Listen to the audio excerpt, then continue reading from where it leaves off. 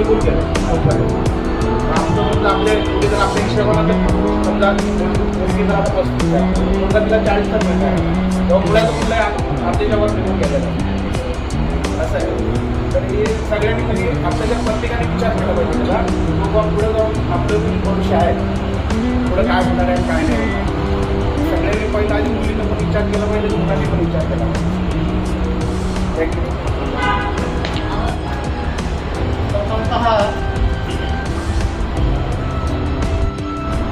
व्यासपीठावरील मान्यवर आणि वेटाळ सर अगदी अनपेक्षितपणे सरांनी मला स्टेजवर बोलवलेलं आहे.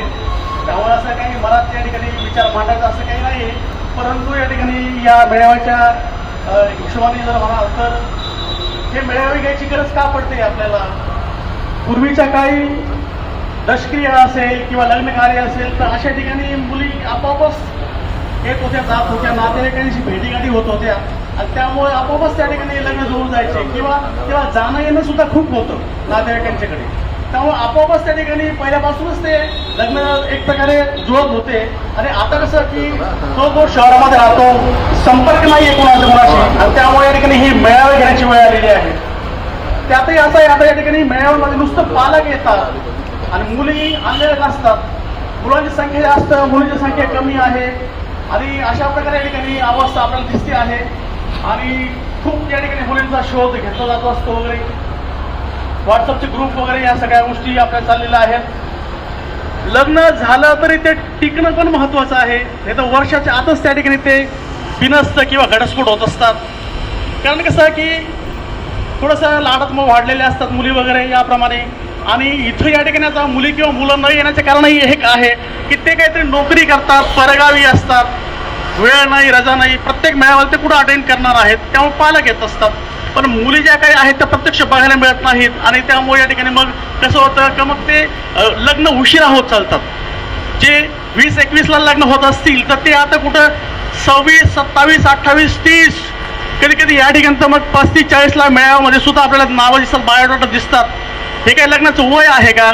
आणि कोणतीही गोष्ट नोकरी असो किंवा लग्न असो ते वेळेत झालं पाहिजे हे महत्त्वाचं आहे. अत्यंत सावध राहणं गरजेचं आहे लग्नासाठी आणि नोकरीसाठी.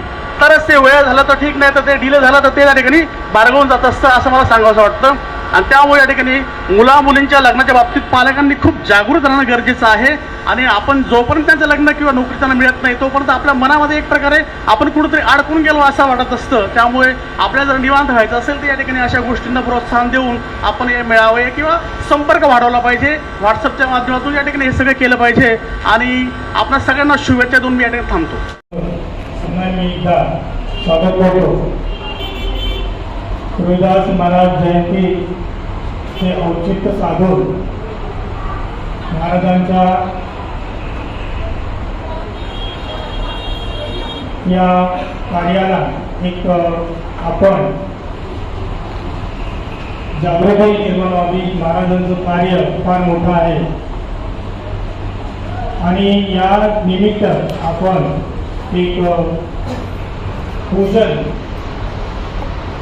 ईश्वर किंवा आपण म्हणू की ईश्वराला प्रथम शरण जाऊन मी मान्यवर व्यासपीठावर सर्व उपस्थित पाहुण्यांना विनंती करतो की त्यांनी आपल्या आजच्या या कार्यक्रमाचं दीपप्रज्वलन करावं व या प्रतिमांना पुष्पहार अर्पण करावा आणि कार्यक्रमाची सुरुवात करावी. आहे पण लोकांपर्यंत जात नाही. अगदी ज्या विधवा महिला आहेत त्यांच्यासाठी पेन्शन आहे, काही शासकीय योजना आहेत, कर्ज आहे, बऱ्याचशा म्हणजे व्यवसायासाठी कर्ज आहे अगदी मोफत न 1 रुपया त्यांना व्याज भरायचं नाही. काही ज्या मुलं आहेत की जी अनाथ आहेत किंवा एकल आहेत त्यांच्यासाठीच काही योजना आहेत पण त्या योजना आपल्या मुलांपर्यंत पोहोचत नाही. तर मॅडमचा खूप सुंदर उपक्रम सुरू आहे नवी मुंबईमध्ये. तर अशा काही गरजू असतील तर नक्की माझ्या आता व्हॉट्सअपच्या माध्यमातून आपण जोडलो गेलं तर त्यावर सुद्धा तुम्ही या विवाह संस्थेमध्ये डिजिटल ग्रुपच्या माध्यमातून जवळजवळ 3 ग्रुप आहेत. 3000 मेंबर्स आहेत पूर्ण महाराष्ट्राच्या बाहेर कर्नाटक बेळगाव आणि मुंबईतले सर्व म्हणजे वेस्टर्न, त्यानंतर आपल्या इकडे नवी मुंबई, जुनी मुंबई या सर्व भागातून आपल्या या वेबसाईटवरती आणि आपल्या ग्रुपवरती आपले हे समाज बांधव एकत्र जोडले. योजना असो याची माहिती आपल्यापर्यंत असते. जसं आपण वरवर जेव्हा मुलगा मोठा होतो, मुलगी मोठी होते, तेव्हाच आपल्या समाजाची आठवण येते असं मला वाटतंय. कदाचित मी चुकीचे पण असेल, पण मी हे बघितले की जेव्हा लग्न करायचा विषय येतो तेव्हाच लोकांना कळतं की अरे आपल्या समाजातले लोक बघितले पाहिजेत, आपल्या भागातली लोक बघितली पाहिजेत. तसं न करता आपल्या समाजासाठी पण आपण काहीतरी देणं लागतो. जन्मताच आपल्याला तो एक हक्क असतो की आपण प्रत्येकाने त्याचं दिलं पाहिजे आपल्या समाजासाठी. आणि मला असं इथून संदेश द्यावा वाटतो आपल्या लोकांना की खरंच आपण सर्वांनी पुढे आलं पाहिजे. जसं तुम्ही सर रेशीम बंधन हे चालू केलेलं आहे, मीही असंच उपक्रम म्हणजे कुठलाही कार्यक्रम न घेता मी करत असते. जर माझ्या कोणी संपर्कात आलं, चांगलं स्थळ असेल तर मी त्यांना सुचवते आणि मी त्यांचं लग्न करण्यासाठीही मदत करते. सर अजून एक आपण उपक्रम चालू करू शकतो जे खरंच गरीब कुटुंब आहेत, ज्यांच्या मुलींना त्यांना काही देता येत नाही किंवा काही संकट असतात किंवा फॅमिली प्रॉब्लेम असतात.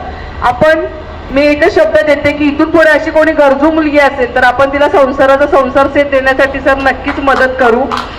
आणि तुमच्या या सगळ्या उपक्रमाला माझ्या शुभेच्छा. इथे आलेल्या नववधूवर जे इच्छुक आहेत त्यांनाही माझ्या खूप खूप शुभेच्छा. तुम्हाला चांगला जोडीदार मिळो आणि तुम्हीही आपल्या अशीच पिढी एक चांगली घडवत राहा. धन्यवाद.